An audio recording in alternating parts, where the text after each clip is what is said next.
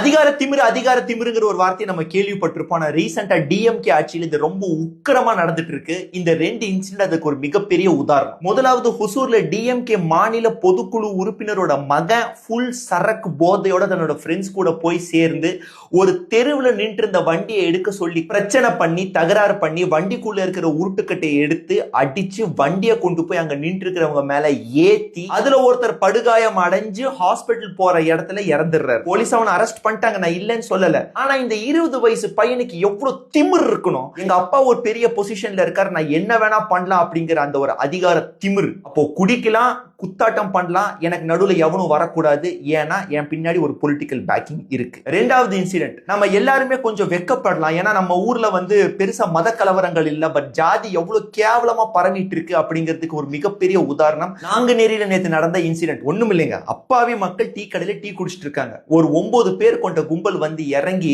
இவன் தான் அவன் தான் இல்ல, சரமாரியா வெட்டி இருக்காங்க.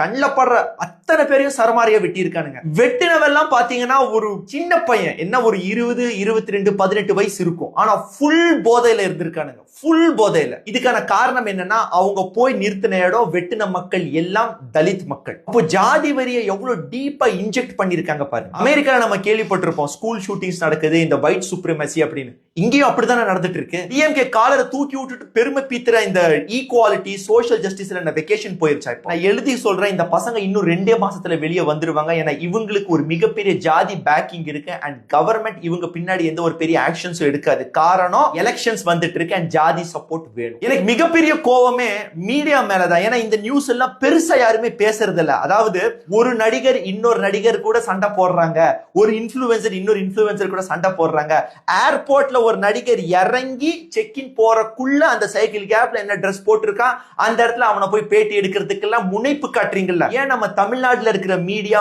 மலடாயிருச்சுங்கிறது தான் என்னுடைய கேள்வி. கவர்மெண்ட் நாசமா போச்சு, பட் மீடியா இதை கொஞ்சம் ரெஸ்பான்சிபிளா ரிப்போர்ட் பண்ணலாம்ல. Shame on media and shame on government.